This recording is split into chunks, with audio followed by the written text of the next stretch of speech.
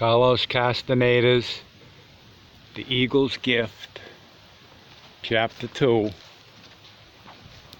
The Art of Dreaming, Part 7, Dreaming Together. There she is. There. To get over here to the book.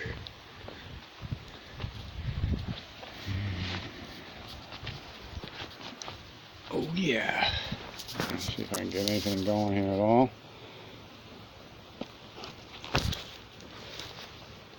One day, in order to alleviate our distress, momentarily, I suggested that we immerse ourselves in dreaming.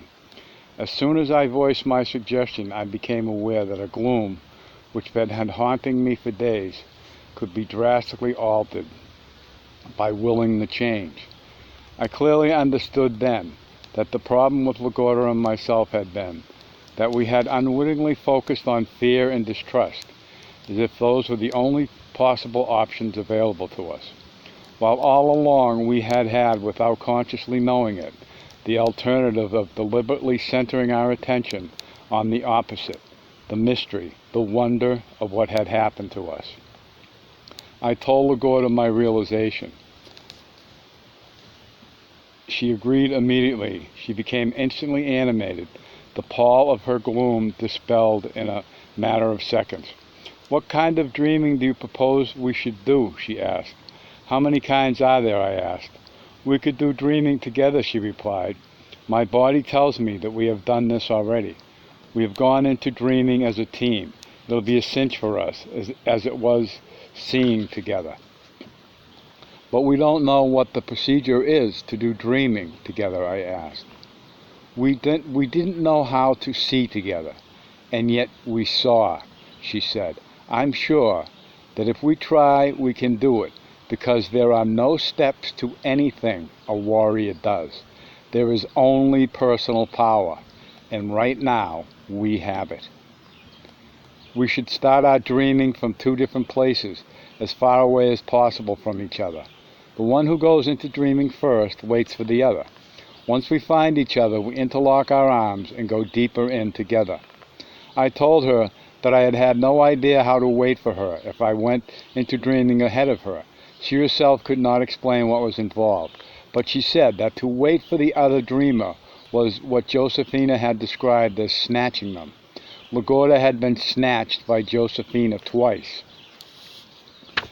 The reason Josephina called it snatching was because one of us had to grab the other by the arm, she explained. She demonstrated then a procedure of interlocking her left forearm with my right forearm, by each of us grabbing hold of an area below each other's elbow. "How can we do that in dreaming?" I asked. "I personally consider dreaming one of the most private states imaginable." "I don't know how, but I'll grab you," LaGuardia said. "I think my body knows how." The more we talk about it, though, the more difficult it seems to be. We started off our dreaming from two distant locations. We could agree only on the time to lie down, since the entrance into dreaming was something impossible to prearrange.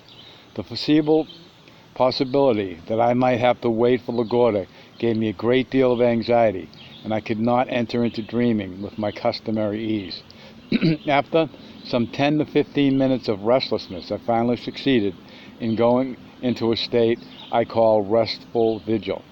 Years before, when I had acquired a degree of experience in dreaming, I had asked Don Juan if there were any known steps which were common to all of us. He had told me that in the final analysis, every dreamer was different.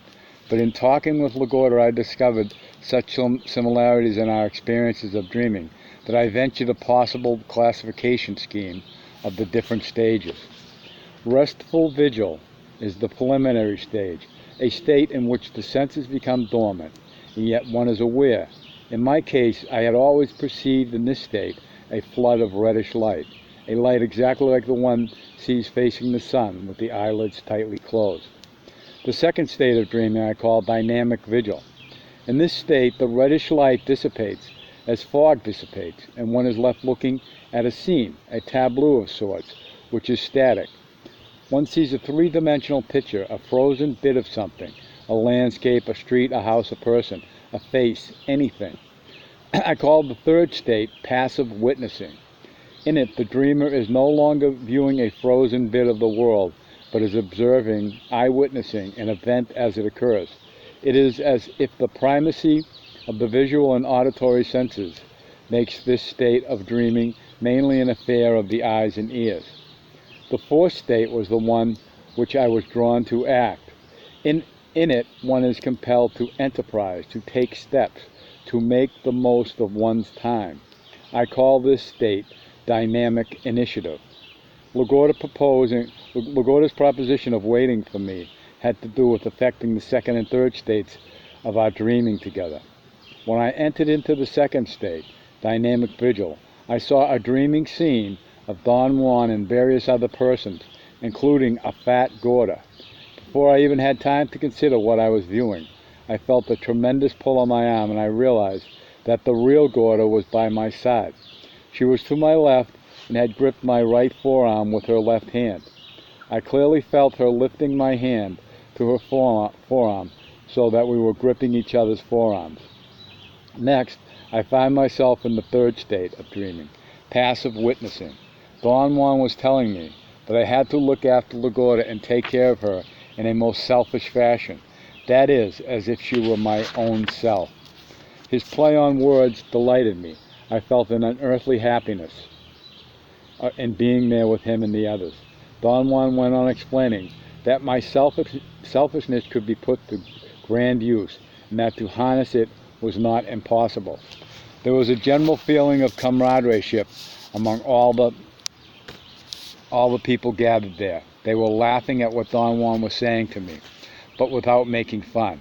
Don Juan said that the surest way to harness selfishness was through the daily activities of our lives, that I was efficient in whatever I did because I had no one to bug the devil out of me, and that it was no challenge for me to soar like an arrow by myself.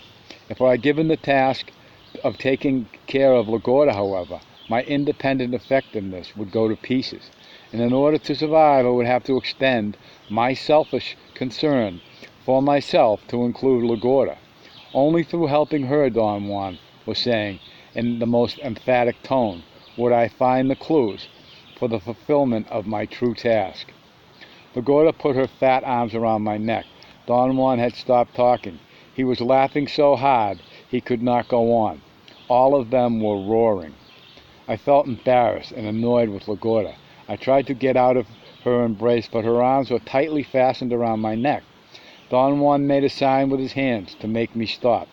He said that the minimal embarrassment I was experiencing then was nothing in comparison to what was in store for me. The sound of laughter was deafening. I felt very happy, although I was worried about having to deal with LaGuardia, for I did not know what it would entail. At that moment in my dreaming, I changed my position of view, or rather something pulled me out of the scene and I began to look around as a spectator. We were all in a house in northern Mexico. I could tell by the surroundings, which were partially visible from where I stood. I could see the mountains in the distance. I also remembered the paraphernalia of the house. We were at the back, under a roofed open porch. Some of the people were sitting on some bulky chairs. Most of them, however, were either standing or sitting on the floor. I recognized every one of them. There were 16 people. LaGuardia was standing by my side, facing Don Juan. I became aware that I could have two different feelings at the same time. I could either go into the dreaming scene and feel that I was recovering a long-lost sentiment, or I could witness the scene with the mood that was current in my life. When I plunged into the dreaming scene, I felt secure and protected. When I witnessed it with the current mood, I felt lost, insecure, anguished. I did not like my current mood, so I plunged into my dreaming scene. A fat LaGuardia asked Don Juan in a voice which could be heard above everyone's laughter if I was going to be her husband. There was a moment's silence. Don Juan seemed to be calculating what to say. He patted her on the head and said that he could speak to me and that I would be delighted to be her husband. People were laughing riotously. I laughed with them. My body convulsed with the most genuine enjoyment. Yet I did not feel I was laughing at Lagorda. I did not regard her as a clown or as stupid. She was a child. Don Juan turned to me and said that I had to honor Lagorda regardless of what she did to me, and that I had to train my body through my interaction with her to feel at ease in the face of the most trying situations. Don Juan addressed the whole group and said that it was much easier to fare well under conditions of maximum stress than to be impeccable under normal circumstances, such as in the interplay between someone like Lagorda. Don Juan added that I could not under any circumstances get angry with Lagorda because she was indeed my benefactress. Only through her would I be capable of harnessing my selfishness.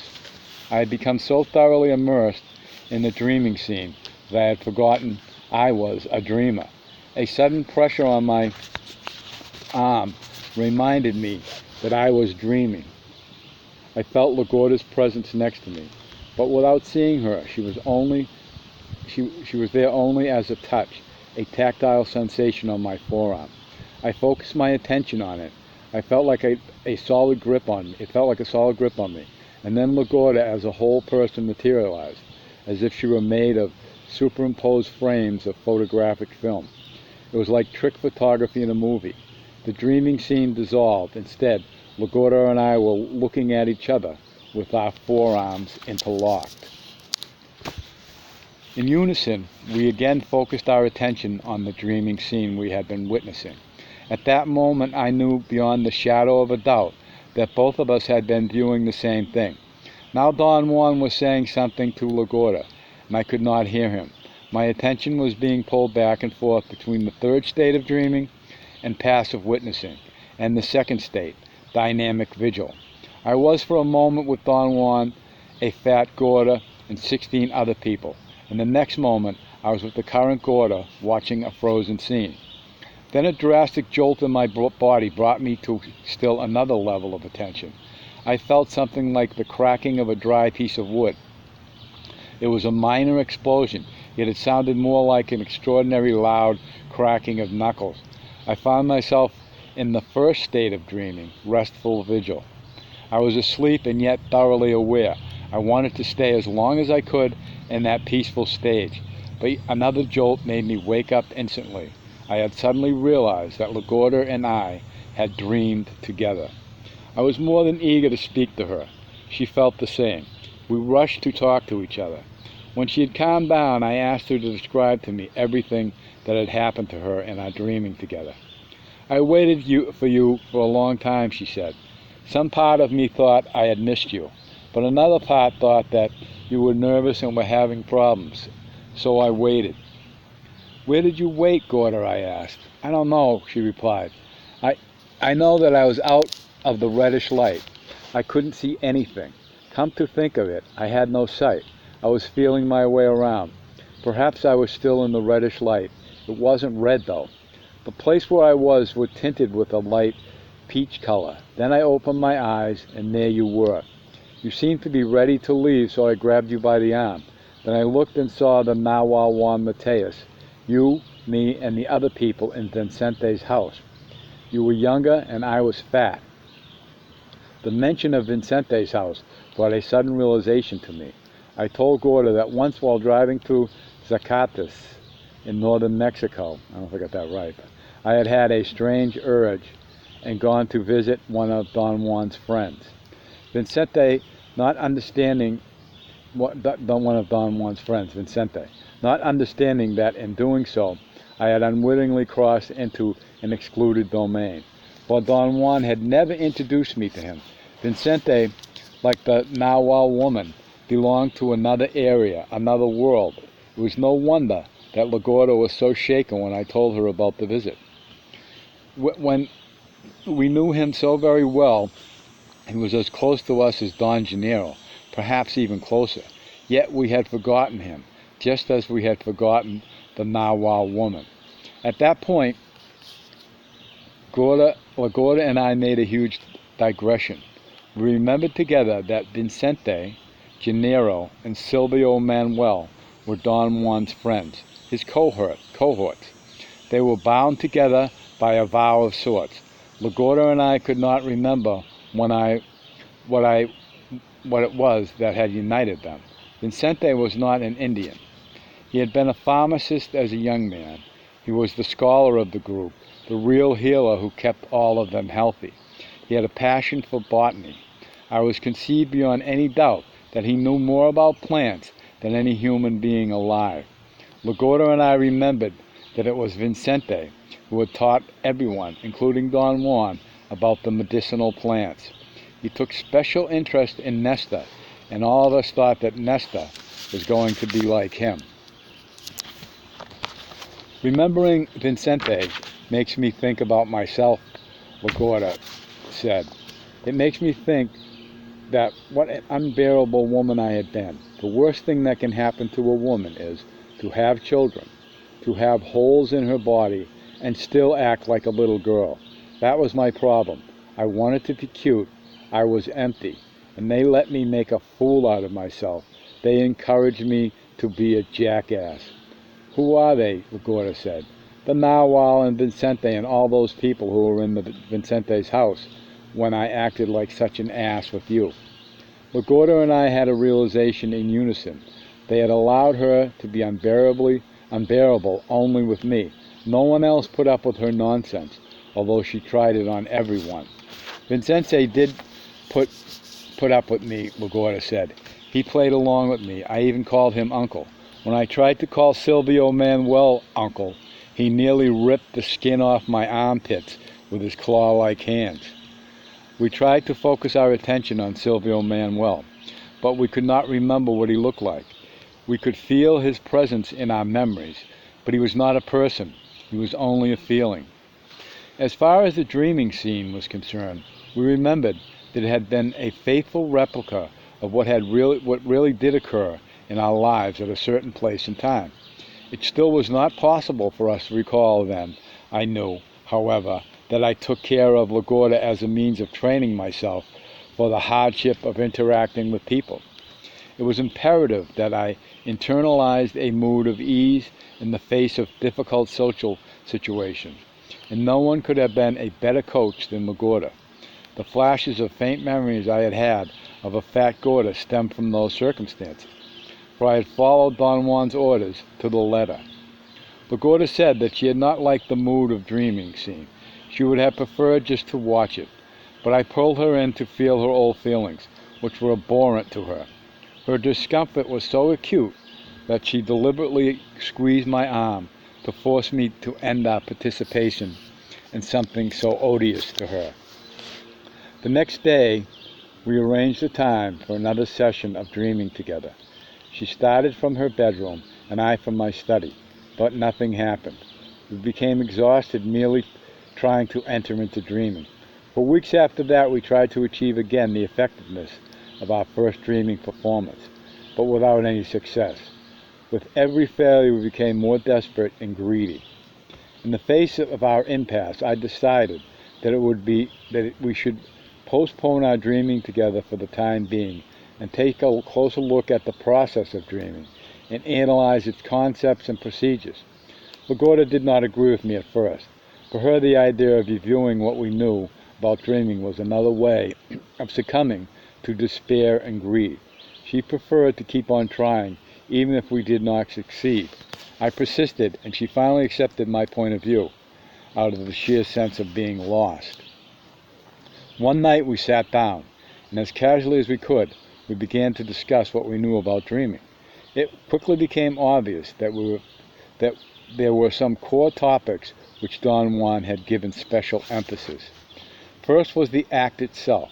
It seemed to begin as a unique state of awareness, arrived at by focusing the residue of consciousness, which one still has when asleep, on the elements or the features of one's dreams. The residue of consciousness, which Don Juan called the second attention, was brought into action or was harnessed through exercises of not doing. We thought that the essential aid to dreaming was a state of mental quietness, which Don Juan had called stopping the internal dialogue, or the not doing of talking to oneself. To teach me how to master it, he used to make me walk for miles with my eyes held fixed and out of focus at a level just above the horizon so as to emphasize the peripheral view. His method was effective on 2 counts. It allowed me to stop my internal dialogue after years of trying, and it trained my attention. By forcing me to concentrate on the peripheral view, Don Juan reinforced my capacity to concentrate for long periods of time on one single activity. Later on, when I succeeded in controlling my attention and could work for hours at a chore without distraction, a thing I had never before been able to do, he told me that the best way to enter into dreaming was to concentrate on the area at the tip of the sternum, at the top of the belly. He said that the attention needed for dreaming stems from that area. The energy needed in order to move and to seek in dreaming stems from the area an inch or 2 below the belly button. He called that energy the will, or the power to select, to assemble. In a woman, both the attention and the energy for dreaming originated from the womb. A woman's dreaming has to come from her womb because that's her center, Lagorda said. In order for me to start dreaming, or to stop it all, I have to do is place my attention on my womb. I've learned to feel the inside of it. I see a reddish glow for an instant, and then I'm off. How long does it take you to get to see the reddish glow? I asked. A few seconds. The moment my attention is on my womb, I'm already into dreaming, she continued. I never toil, not ever. Women are like that. The most difficult part for a woman is to learn how to begin. It took me a couple of years to stop my internal dialogue by concentrating my attention on my womb. Perhaps that's why a woman always needs someone else to prod her. The Nahual Juan Mateus used to put cold, wet river pebbles on my belly to get me to feel that area, or he would place a weight on it. I had a chunk of lead that he had got from me. He would make me close my eyes and focus my attention on the spot where the weight was. I used to fall asleep every time, but that didn't bother me. It doesn't really matter what one does as long as the attention is on the womb. Finally, I learned to concentrate on that spot without anything being placed on it. I went into dreaming one day all by myself. I was feeling my belly at the spot where the Nahual had placed the weight so many times. Then all of a sudden I fell asleep as usual, except that something pulled me right into my womb. I saw the reddish glow, and then I had a most beautiful dream. But as soon as I tried to tell the Nahual, I knew that it had not been an ordinary dream. There was no way of telling him what the dream was. I had just felt very happy and strong. He said it had been dreaming. From then on, he never put a weight on me. He let me do dreaming without interference. He asked me from time to time to tell him about it. Then he would give me pointers. That's the way the instruction in dreaming should be conducted. Lagorda said that Don Juan told her that anything may suffice as a not doing to help dreaming, providing it forces the attention to remain fixed. For instance, he made her and all the other apprentices gaze at leaves and rocks, encouraged Pablito to construct his own not-doing device. Pablito started off with the not doing of walking backwards. He would move by taking short glances to his sides in order to direct his path and to avoid obstacles on the way. I gave him the idea of using a rear-view mirror, and he expanded it into the construction of a wooden helmet with an attachment that held 2 small mirrors, about 6 inches away from his face and 2 inches below his eye level. The 2 mirrors did not interfere with his frontal view, and due to his lateral angle at which they were set, they covered the whole range behind him. Pablito boasted that he had a 360-degree peripheral view of the world, aided by his artifact. Pablito could walk backwards for any distance, for any length of time. The position one assumes to do dreaming is also a very important topic. I don't know why the narwhal didn't tell me from the very beginning, Lagorda said, that the best position for a woman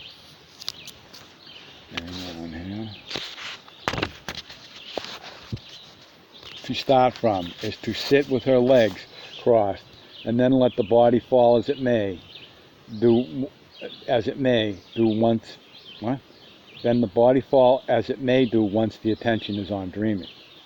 The narwhal told me about this perhaps a year after I had begun. Now I sit in that position for a moment. I feel my womb, and right away I am dreaming. In the beginning, just like Lagorda, I had done it while lying on my back, until one day when Don Juan told me that for the best results I should sit up on a soft thin mat with the soles of my feet placed together and my thighs touching the mat. He pointed out that since I had elastic hip joints, I should exercise them to the fullest, aiming at having my thighs completely flat against the mat. He added that if I were to enter into dreaming in that sitting position, my body would not slide or fall to either side, but my trunk would bend forward and my forehead would rest on my feet. Another topic of great significance was the time to do dreaming. Don Juan had told us that late night or early morning hours was what he called the practical application of the sorcerer's knowledge. He said that since one has to do dreaming within a social milieu, one has to seek the best possible conditions of solitude and lack of interference. The interference he was referring to had to do with the attention of people and not their physical presence. For Don Juan, it was meaningless to retreat from the world and hide. For even if one were alone and isolated in an isolated deserted place, the interference of our fellow men is prevalent because the fixation of their first attention cannot be shut off. Only locally, at the hours when most people are asleep, can we avert part of our fixation for a short period of time. It is at those times that the first attention of those around us is dormant. This led to his description of the second attention. Don Juan explained to us that the attention one needs in beginning of dreaming has to be forcibly made to stay on any given item in a dream. Only through immobilizing our attention can one turn an ordinary item into dreaming. He explained that in dreaming, one has to use the same mechanism of our attention as in everyday life, that our first attention has to be taught to focus on items of the world with great force in order to turn the amorphous, chaotic realm of perception into an orderly world of awareness. Don Juan also told us that the second attention served the function of a beckoner, a caller of chances. The more it is exercised, the greater the possibility of getting the desired result. But that was also the function of attention in general, a function so taken for granted in our daily life that it has become unnoticeable. If we encounter a fortuitous occurrence, I didn't get that one right, but you know what I mean. We talk about it in terms of accident or coincidence, rather than in terms of our attention having beckoned the event. Our discussion of the second attention prepared the ground for another key topic, the dreaming body. As a means of guiding Lagorda to it, Don Juan gave her the task of immobilizing her second attention as steadily as she could on the components of the feeling of flying and dreaming. "How did you learn to fly in dreaming?" I asked her. "Did someone teach you?" "The Narwhal Juan Mateus taught me on this earth," she said. And in dreaming, someone I could never see taught me. It was only a voice telling me what to do. The Narwhal gave me the task of learning to fly in dreaming, and the voice taught me how to do it. Then it took me years to teach myself to shift from my regular body, the one you can touch, to my dreaming body. "You have to explain this to me, Lagorda," I said. "You were learning to get to your dreaming body when you dream that you got out of your body, she continued. But the way I see it, the narwhal did not give you any specific task, so you went any old way you could. I, on the other hand, was given the task of using my dreaming body. The little sisters had the same task. In my case, I once had a dream where I flew like a kite. I told the narwhal about it because I had liked the feeling of gliding. He took it very seriously and turned it into a task. He said that as soon as one learns to do dreaming, any dream that one can remember is no longer a dream. It is dreaming. I began to seek flying and dreaming, but I couldn't set it up. The more I tried to influence my dreaming, the more difficult it got. The narwhal finally told me to stop trying and let it come of its own accord. Little by little, I started to fly and dreaming. That was when some voice began to tell me what to do. I've always felt it was a woman's voice. When I had learned to fly perfectly, the narwhal told me that every movement of flying which I did in dreaming, I had to repeat while I was awake. You had the same chance when a saber-toothed tiger was showing you how to breathe, but you never changed into a tiger in dreaming, so you couldn't properly try to do it while you were awake. But I did learn to fly in dreaming by shifting my attention to my dreaming body. I could fly like a kite while I was awake. I showed you my flying once because I wanted you to see that I had learned to use my dreaming body. But you didn't know but you didn't know what was going on. She was referring to the time she had scared me with the incomprehensible act of actually bobbing up and down in the air like a kite. The event was so far-fetched for me that I could not begin to understand it in any logical way. As usual, when things of that nature confronted me, I would lump them into an amorphous category of perceptions under conditions of severe stress. I argue that in cases of severe stress, perception could be greatly distorted by the senses. My explanation did not explain anything, but it seemed to keep my reason pacified. I told LaGuardia that there must have been more to what she had called her shift into the dreaming body than merely repeating the act of flying. She thought for a while before answering. I think the narwhal must have told you too, that the only thing that really counts in making the shift is anchoring the second attention. The narwhal said that the attention is what attention is what makes the world. He was, of course, absolutely right. He had reasons to say that. He was the master of attention. I suppose he left it up to me to find out that all I needed to shift into my dreaming body was to focus my attention on flying. What was important was to store attention in dreaming, to observe everything I did in flying. That was the only way of grooming my second attention. Once it was solid, just to focus it lightly on the details and feeling of flying brought more dreaming of flying until it was routine for me to dream. I was soaring through the air.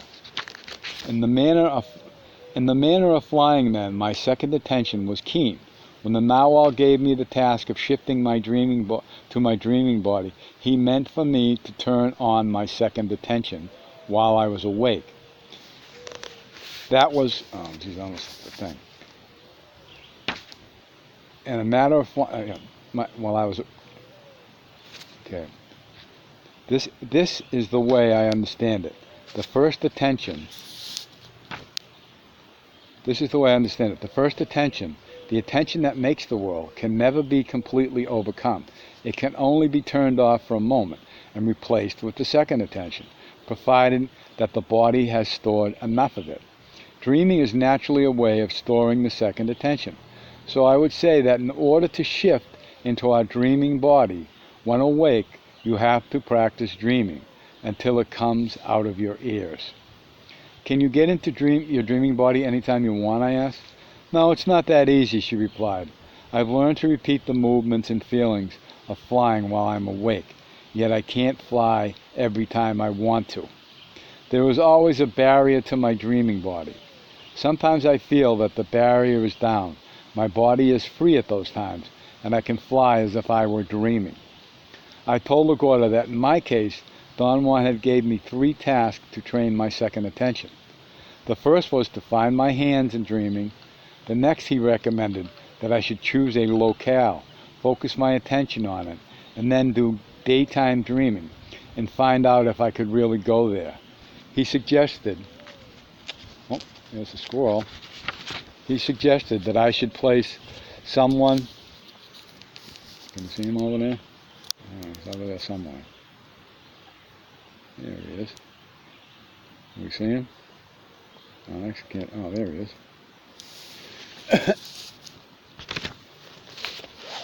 Should place someone I knew at the site, preferably a woman, in order to do 2 things.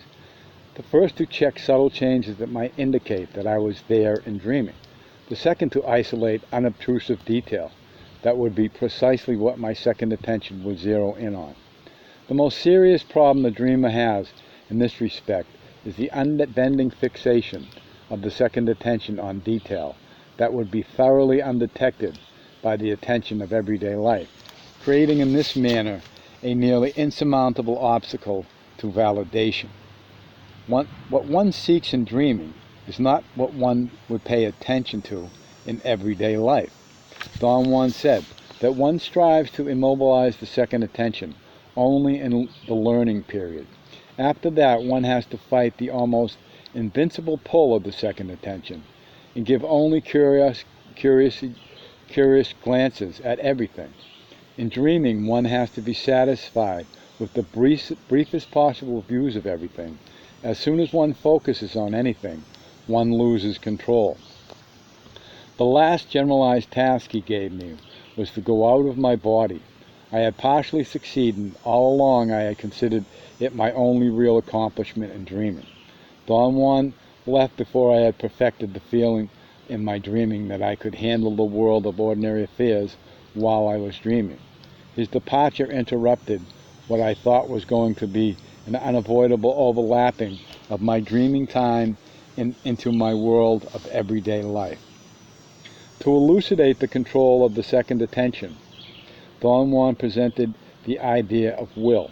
He said that will can be described as the maximum control of the luminosity of the body as a field of energy, or it can be described as a level of proficiency or a state of being that comes abruptly into the daily life of a warrior at any given time. It is experienced as a force that radiates out of the middle of the body, following a moment of the most absolute silence, or a moment of sheer terror, or profound sadness, but not after a moment of happiness, because happiness is too disruptive to afford the warrior the concentration needed to use the luminosity of the body and turn it into silence. The narwhal told me that for a human being, sadness is as powerful as terror, LaGuardia said. Sadness makes a warrior shed tears of blood. Both can bring the moment of silence, or the silence comes of itself, because the warrior tries for it throughout his life.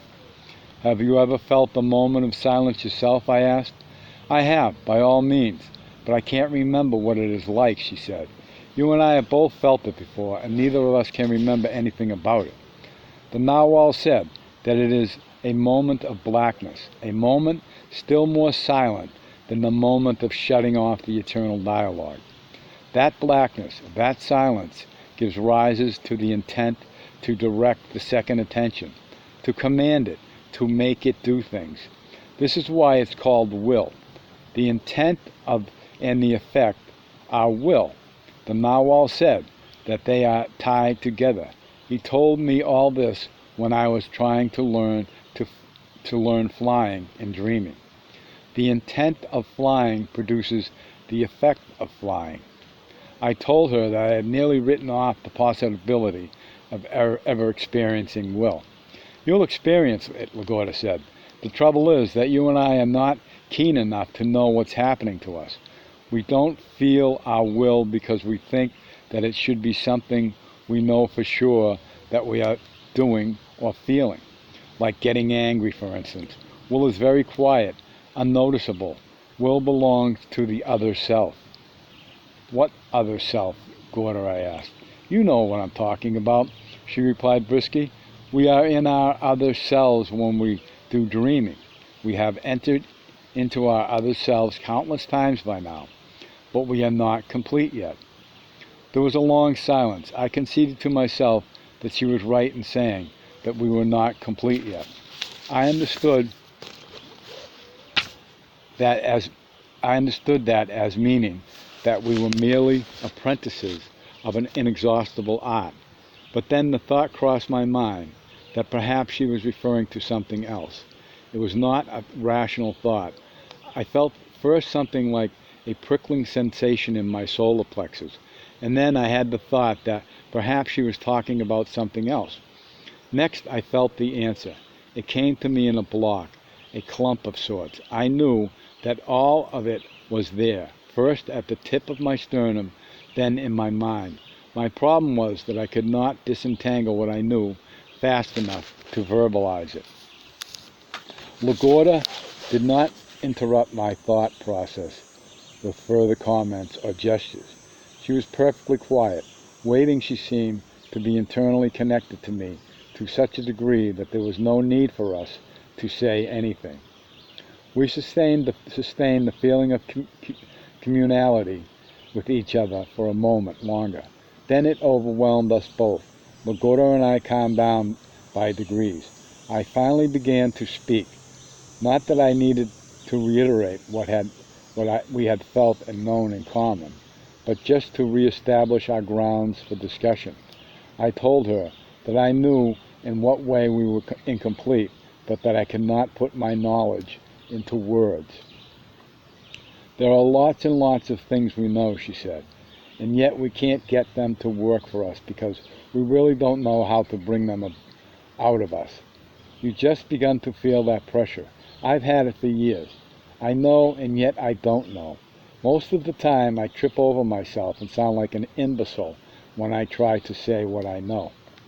I understood what she meant, and I understood that at a physical level I knew something thoroughly practical and self-evident about Will and what LaGorda had called the other self, and yet I could not utter a single word about what I knew. Not because I was reclarient or bashful, or recipient, I don't know. I can't get the word. Reticent? R-E-T-I-C-E-N-T?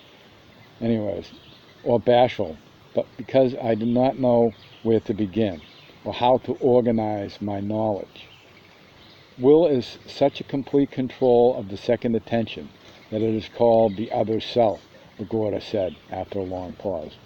In spite of all we've done, we know only a tiny bit about the other self. The Narwhal left it up to us to complete our knowledge. That's our task of remembering. She smacked her forehead with the palm of her hand, as if something had just come to her mind. Holy Jesus, we are remembering the other self, she exclaimed, as her voice seemed bordering on hysteria. Then she calmed down and went on talking in subdued tone. Evidently, we've already been there, and the only way of remembering it is the way we are doing it, by shooting off our dreaming bodies while dreaming together. What do you mean, shooting off our dreaming bodies? I asked. You yourself have witnessed when Gennaro used to shoot off his dreaming body, she said. It pops off like a slow bullet. It actually glues and unglues itself from the physical body with a loud crack. The Narwhal told me that Gennaro's dreaming body could do most of the things we normally do. He used to come to you that way in order to jolt you.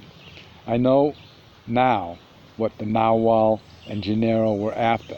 They wanted you to remember, and for that effect, Gennaro used to perform incredible feats in front of you, in front of your very eyes, by shooting off his dreaming body, but to no avail. I never knew that he was in his dreaming body, I said. You never knew because you weren't watching, she said. Gennaro tried to let you know, by attempting to do things the dreaming body cannot do. like eating, drinking, and so forth. The narwhal told me that Gennaro used to joke with you